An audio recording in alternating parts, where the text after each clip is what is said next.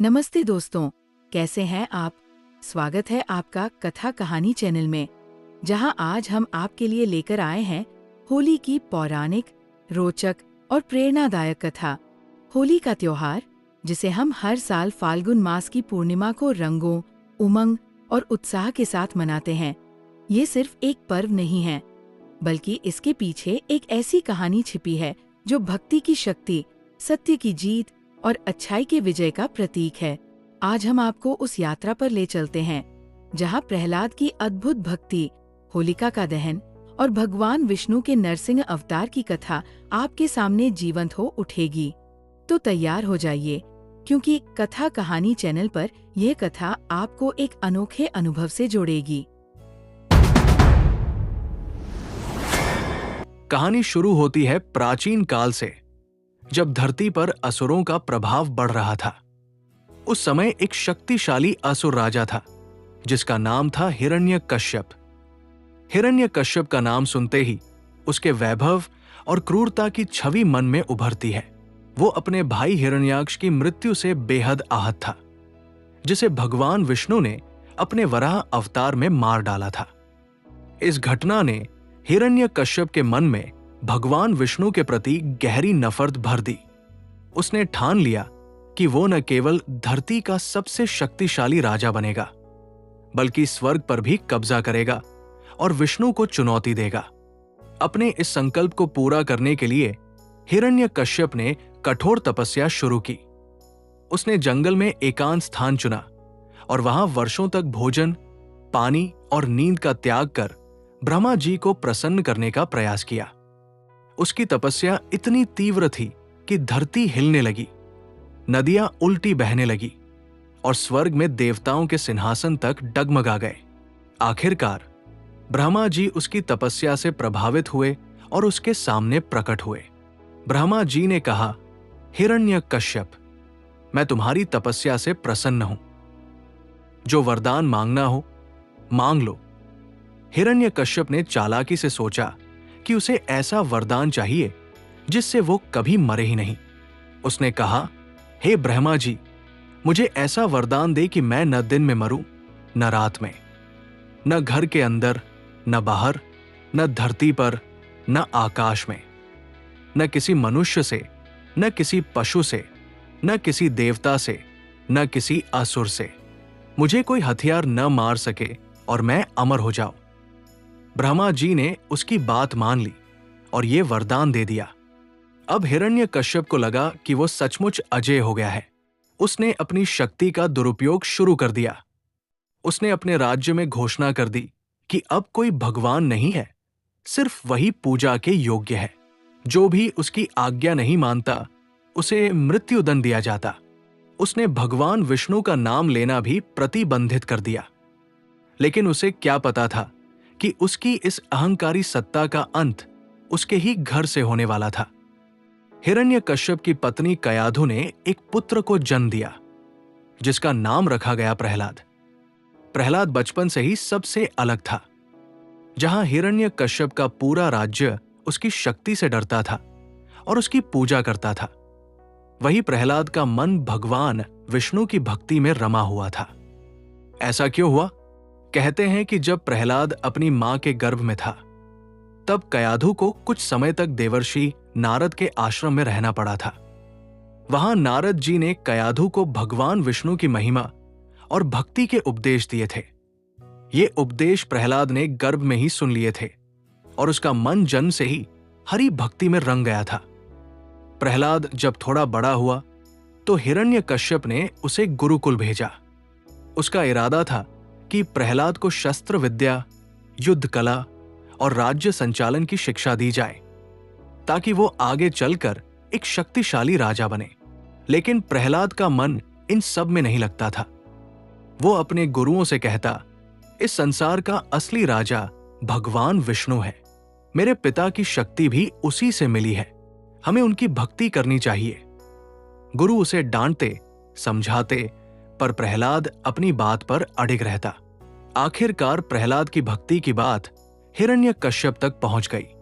उसने अपने बेटे को दरबार में बुलाया और गुस्से से पूछा, प्रहलाद, ये क्या सुनने में आ रहा है कि तू उस विष्णु की पूजा करता है जिसे मैंने अपने राज्य से निकाल दिया है?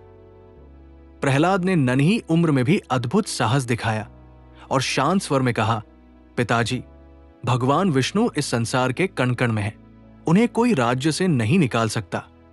वे मेरे हृदय में बसते हैं और मैं उनकी भक्ति कभी नहीं छोड़ूंगा। हिरण्यकश्यप का गुस्सा 7वें आसमान पर पहुंच गया। उसने सोचा कि यह छोटा बच्चा उसकी सत्ता को चुनौती कैसे दे सकता है। उसने प्रहलाद को डराने की कोशिश की, उसे समझाया, पर प्रहलाद अपने विश्वास से टस से मस नहीं हुआ। आखिरकार हिरण्यकश्यप ने क्रोध में आकर अपने सैनिकों को आदेश दिया, इस बच्चे को मार डालो, इसे पहाड़ से फेंक दो, सांपों के बीच छोड़ दो, इसे आग में जलाओ। मैं देखना चाहता हूं कि उसका ये विष्णु इसे कैसे बचाता है। हिरण्यकश्यप के सैनिकों ने प्रहलाद को मारने की हर कोशिश की। उसे ऊंचे पहाड़ से फेंका गया, पर भगवान विष्णु ने उसे अपनी गोद में उठा लिया और वो सुरक्षित धरती पर उतर गया। उसे जहरीले सांपों के बीच छोड़ा गया, पर सांपों ने उसे काटने की बजाय उसकी रक्षा की। उसे आग में फेंका गया, पर आग की लपटें उसे ठंडक देने लगी। हर बार प्रहलाद भगवान विष्णु का नाम लेता और कहता, मेरे नारायण मेरे साथ है, मुझे कुछ नहीं होगा। यह देखकर हिरण्यकश्यप का गुस्सा और बढ़ता गया। उसे समझ नहीं आ रहा था कि उसका बेटा हर बार कैसे बच जाता है। हिरण्यकश्यप की बहन होलिका भी एक शक्तिशाली असुर थी। उसे एक वरदान मिला था कि वो आग में नहीं जल सकती। उसने अपने भाई से कहा, भैया, मुझे प्रहलाद को अपनी गोद में लेकर आग में बैठने दो। मैं नहीं जलूंगी, पर प्रहलाद जलकर भस्म हो जाएगा। हिरण्यकश्यप को यह योजना पसंद आई। उसने एक विशाल चिता तैयार करवाई और पूरे राज्य में घोषणा कर दी कि प्रहलाद को आग में जलाया जाएगा। फाल्गुन पूर्णिमा की रात को होलिका प्रहलाद को अपनी गोद में लेकर उस चिता पर बैठ गई। चिता में आग लगाई गई और लपटें आसमान को छूने लगी। लोग सोच रहे थे कि अब प्रहलाद का अंत निश्चित है, लेकिन यहां एक चमत्कार हुआ। प्रहलाद भगवान विष्णु का नाम जपता रहा और उसकी भक्ति की शक्ति के सामने होलिका का वरदान निष्फल हो गया। हवा का एक तेज झोंका आया और आग की लपटें होलिका को घेरने लगी। होलिका जलकर भस्म हो गई, जबकि प्रहलाद सुरक्षित बाहर निकल आया। यह देखकर हिरण्यकश्यप हैरान रह गया और लोगों में यह बात फैल गई कि सच्ची भक्ति की शक्ति सबसे बड़ी है। यही घटना आज होलिका दहन के रूप में मनाई जाती है। होलिका के जलने के बाद भी हिरण्यकश्यप का अहंकार कम नहीं हुआ। उसने प्रहलाद से पूछा, बता, तेरा ये विष्णु कहाँ है? प्रहलाद ने कहा, पिताजी, वे हर जगह है, इस खंभे में भी और आपके हृदय में भी।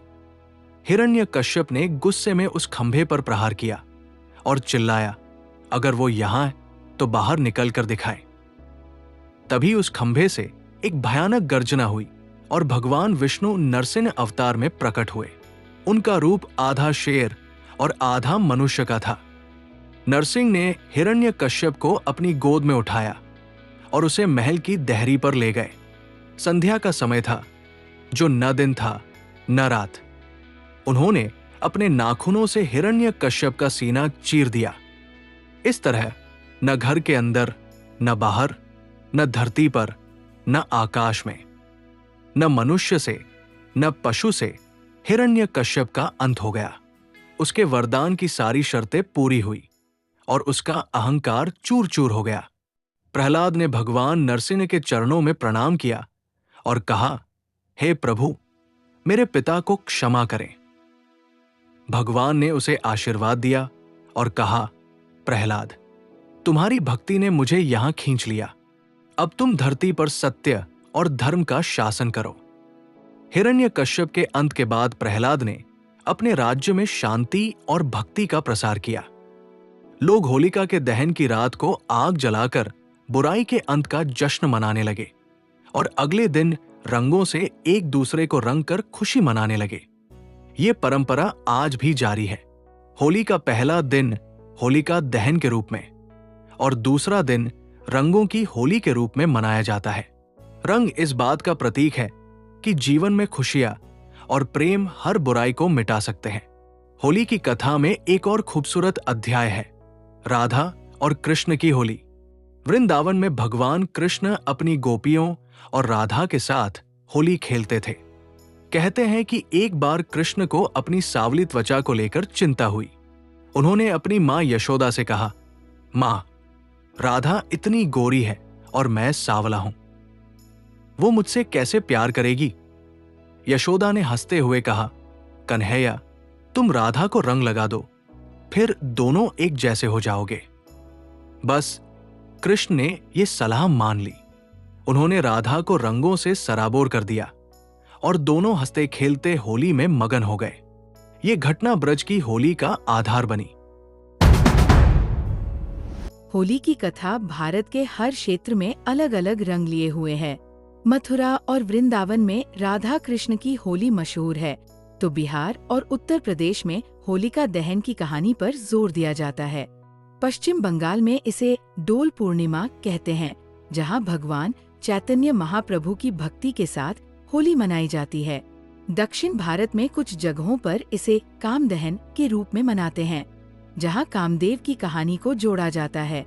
पंजाब में होला मोहल्ला मनाया जाता है, जो सिख समुदाय का एक अनोखा उत्सव है।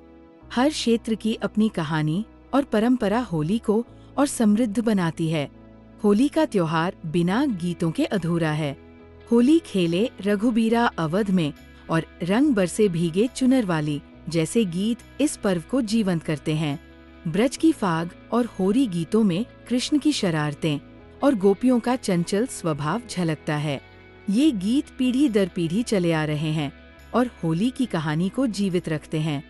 होली सिर्फ एक त्योहार नहीं, बल्कि जीवन का एक दर्शन है। प्रहलाद की भक्ति हमें सिखाती है कि सच्चा विश्वास हमें हर मुश्किल से बचा सकता है। होलिका का दहन इस बात का प्रतीक है कि अहंकार और बुराई का अंत निश्चित है। रंगों का खेल जीवन की विविधता को दर्शाता है और हमें एकता में जीने की प्रेरणा देता है। यह पर्व हमें अपने भीतर की नकारात्मकता को जलाने और प्रेम, खुशी, क्षमा जैसे रंगों को अपनाने की सीख देता है। होली की तैयारी कई दिन पहले से शुरू हो जाती है। लोग घरों में गुजिया, मठरी जैसे पकवान बनाते हैं, होलिका दहन के लिए लकड़ियां इकट्ठा करते हैं और रंगों की मस्ती में डूब जाते हैं। तो दोस्तों, ये थी होली की पौराणिक, रोचक और प्रेरक कथा, जो हमने कथा कहानी पर आपके लिए पेश की। प्रहलाद की भक्ति से लेकर राधा कृष्ण के प्रेम तक, होलिका दहन से लेकर रंगों की मस्ती तक, ये कथा हमें जीवन के हर रंग से जोड़ती है। उम्मीद है आपको ये सुनकर मजा आया होगा। हमारे चैनल कथा कहानी को सब्सक्राइब करें ताकि आप ऐसी ही अनोखी कहानियाँ सुन सकें। आपको और आपके परिवार को होली की ढेर सारी शुभकामनाएं। अपना ख्याल रखिए। नमस्कार।